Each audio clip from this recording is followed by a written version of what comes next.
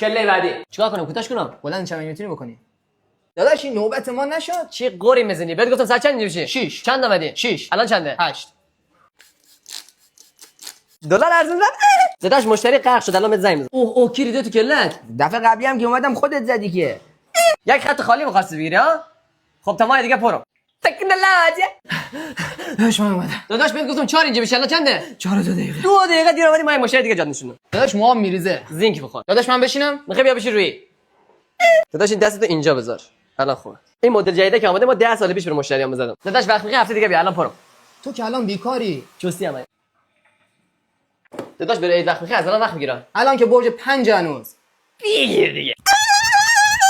داداش ببخشید بهت گفتم برام آلمانی بزن این چیه زدی الان آلمانی به کلت نمیاد از ما یک عمره دارم آلمانی بزنم چی میگی خب برام سینگلی داداش سرده